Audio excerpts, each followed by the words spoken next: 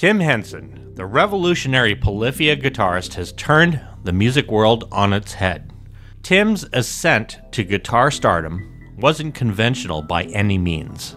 In this video, I'm going to do a deep dive into Tim's life story, from his upbringing to his meteoric rise to fame, and in the process, I'm going to analyze some of what drove him to the levels of success he has attained. We'll also explore some of the challenges he faced growing up and how that ultimately shaped him as a guitarist. There's a lot to learn here, so let's start with Tim's upbringing.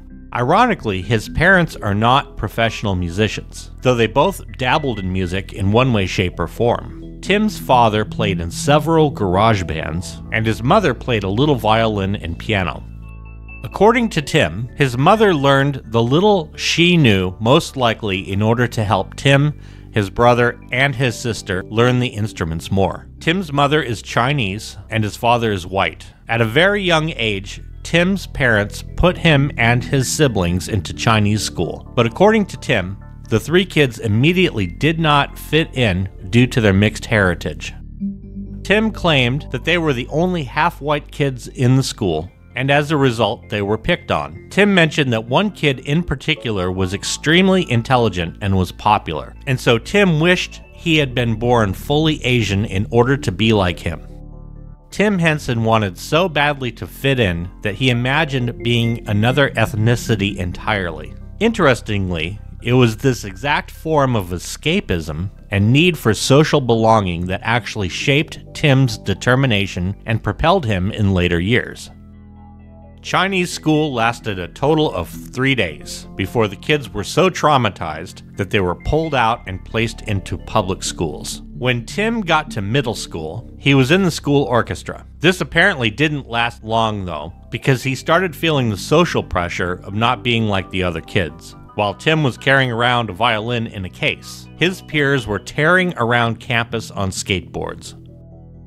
Tim Henson dropped out of orchestra in an effort to fit in with them more. He didn't stop playing, though he despised violin by this time in his childhood. Tim's parents were disappointed that the kids did not learn Mandarin, but his mother was happy that they were at least learning music. His mother had hired Russian violin teachers, and by Tim Henson's account, these lessons were brutal. Tim had studied violin under strict discipline since he was 3, and by the time he was 10, he couldn't wait to quit playing the instrument. Tim's dad had pulled out a guitar when he was around 10, and from that day forward, Tim committed to the instrument, leaving violin far behind. Hello, my name is Timmy Hendrix.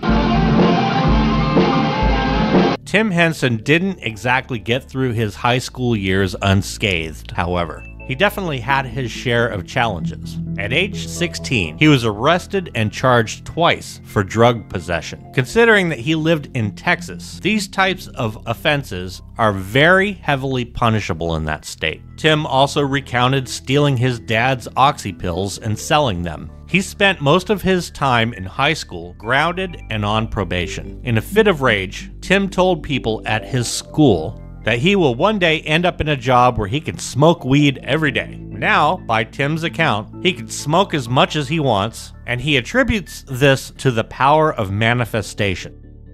Eventually, he would be employing the same mindset to the guitar, and as a result, Tim would indeed become widely recognized. Tim Henson claimed that being grounded through those years allowed him to focus on playing guitar. Had he not have gotten into so much trouble, he would not have been so focused on the instrument. Really, this is because he couldn't do much else. After high school, Tim wanted to go to Berkeley to study music, but he was denied entry. Instead, he was enrolled in a Texas State University. Tim Henson did not want to finish school, so, like Mr. Beast, he concocted a story about attending university, a ruse he maintained for over a year. What Tim was actually doing during this time was playing and writing with his newly formed band, Polyphia. Eventually, Tim admitted to his father that he actually had not been attending university. And according to Tim, his dad was absolutely livid.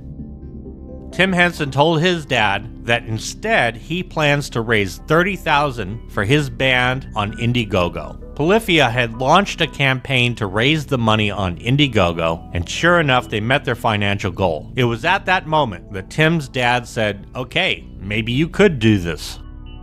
His mother remained skeptical, however. She worried that he would not be financially able to support himself or find a decent career without a degree. Later, after Tim had a home built in Texas, replete with the state-of-the-art studio in the basement, his mom finally came around.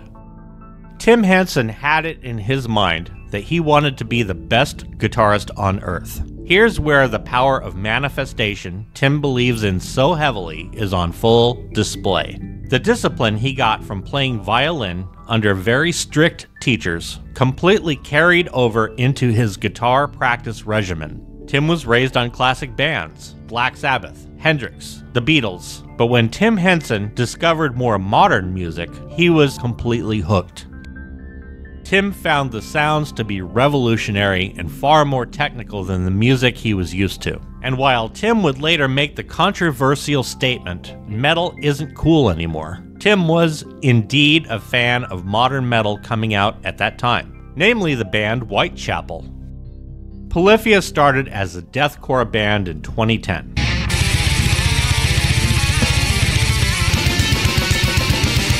Playing crushing instrumentals that were about as heavy as it gets. Tons of double bass drum work and mid-scoop guitar made for this skull-crushing music formula. Their music started to morph over time, with more of a pop sound making its way in. Polyphia got worldwide attention on YouTube with their guitar playthrough of Impassion. This song shows that there were a lot more melodic jazz and hip-hop influences making their way in, though the sound remained very heavy. Fast forward a couple years, and it is evident that their sound is still laden with distorted guitars, but the melodies are increasingly a lot more pop-oriented. Polyphia, always pushing the boundaries, did some collaborations with other artists, from Cory Wong to Sophia Black, to Brass Tracks, to Steve Vai, and others. Vai, being a guitarist who turned the guitar world on its head during the late 80s and early 90s especially, was a very interesting choice to team up with this modern progressive band. Steve Vai came onto the scene adding flair to Frank Zappa's band, and he saved David Lee Roth's solo career alongside top musicians Billy Sheehan on bass and Greg Bissonette on the drums. Oh, she's beautiful! Vai pretty much brought the 80s to a glorious close with his dazzling technical display on Whitesnake's Slip of the Tongue, where he recorded all of the guitar parts, sometimes overlaying 12 to 20 tracks over a given song.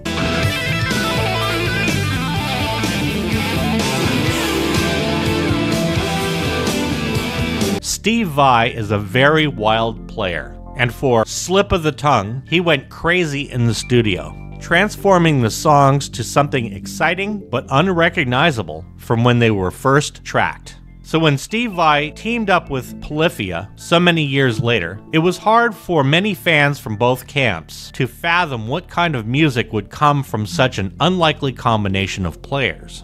They all got together and recorded Ego Death, which is essentially a haunting ballad, but with some seriously heavy parts throughout. But the most ironic thing is that Steve Vai was taken aback with how much Polyphia edited the parts that he sent to them to use on the song. In some ways, it's like Vai got a taste of his own medicine from the Whitesnake days. Steve felt that maybe they did not like what he did, but Tim Henson reassured him that they loved his parts, and they subsequently left the last section wide open for Steve Vai to improvise over. Steve's signature style shined through, and it was the perfect complement to Polyphia's intense and jagged style. What is a common thread between them is that, like Steve Vai, Tim Henson and his bandmates have no problem with changing things however much they need to be switched to meet their vision. The result of their extraordinary collaboration, Ego Death, was a crossover hit, with each finding new and enthusiastic audiences. The question on a lot of people's minds as Tim Henson became more popular was how he was at improvising. That question was answered when Steve Vai invited Tim Henson and Scotty LePage on stage for an impromptu jam. Steve was entirely in his element. After all, he has shared the stage with countless guitar legends, from Joe Satriani, who was Steve's original guitar teacher, Guthrie Govan, and Nuno Bettencourt, to name a few. Tim and Scotty, however, did not appear to be familiar with the idea of trading licks.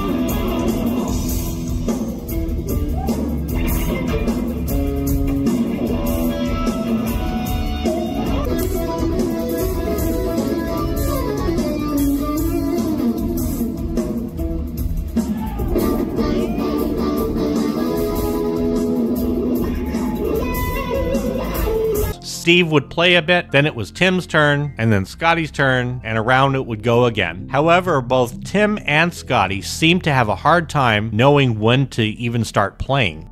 The two did manage to get some tasty licks in, but this was easily Steve's jam by a long shot. This doesn't take away from Tim Henson or Scotty LePage, however, but instead it brings home the fact that different musicians have their wheelhouse. And for both Tim and Scotty, they are at the top of their game when they can hone in on the most intricate segments, master them, and put them together. It will be interesting to see who Polyphia collaborates with in the future, and hopefully they might join Steve for some more tunes as well.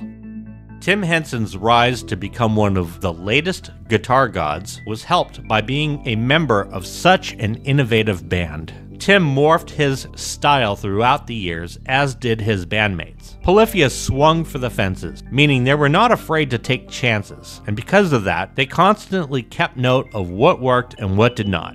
Tim's level of discipline was shared among his band members, and together they were able to appeal to a wide audience. In order to attain such success, however, the band had to constantly progress. The evolution of Polyphia's style and approach is interesting when spanning over their YouTube uploads through the years. Tim Henson expressed that he really didn't like pop music, but since so many people did, he wanted to take a deep dive and try to figure out what it was about pop that drew so many people in. This exploration into pop music shaped the band's sound and helped them to hit with both progressive music and pop fans alike. Scotty LePage, Tim's fellow guitarist in the band, still brings a lot of metal influences to the table, especially in his lead work. But now, instead of full-on deathcore or straight-up melodic metal, they managed to wrap it all up in this addictive mix of hip-hop rhythms, mind-bending arpeggiated sequences, unpredictable phrasing, and jazz influences. The general audience wasn't prepared for such a whacked-out combo, but the intensely locked-in rhythms, powerfully heavy bass undertones,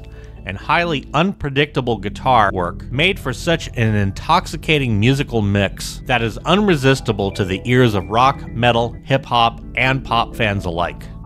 Tim Henson approached music and life in a rather unconventional way. While most people wouldn't admit how socially insecure they were, this very trait turned out to be one of Tim's biggest strengths. He actually let this social consciousness drive everything he did. Any guitarist that is well known has that certain something that makes them stand out. Tim Henson is certainly no exception. He found inspiration through uncommon means, blended techniques or abruptly switching between them, as well as all-out fearless experimentation. All the techniques that came before this modern combination were able to be segmented to a degree. Shredding, faster grinding metal rhythms, intricate jazz soloing and chord work, insane country picking. But the modern guitarist like Tim Henson takes these techniques and incorporate all of them and more within a 20-second snippet. Nowadays, with it being so hard to keep anybody's attention, it's no wonder that this whiplash of going from slapping to tapping to chiming some sweet harmonics, all while changing it up at blazing speeds, finally got people's attention and actually held it. Intense rhythmic techniques need to be used to keep up with the slick, tight trap beats that are on many of Polyphia's songs. Tim Henson decided to approach one of his influences, Tosin Abasi, in order to learn how to slap and pop guitar the way he does.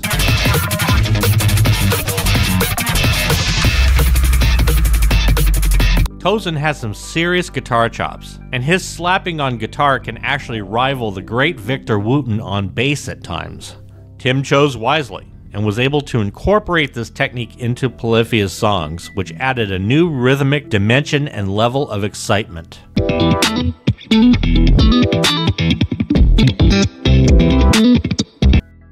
In the past, slap guitar was used more as a trick or during solos.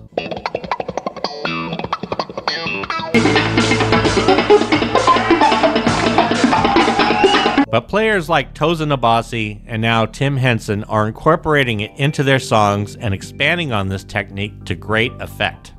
Tim Henson is obviously disciplined, which is evident in every video you see of him playing. Upon watching a Polyphia video, it's striking how highly structured the parts are. Tim Henson's parts are essentially choreographed, just like a complex and demanding dance routine.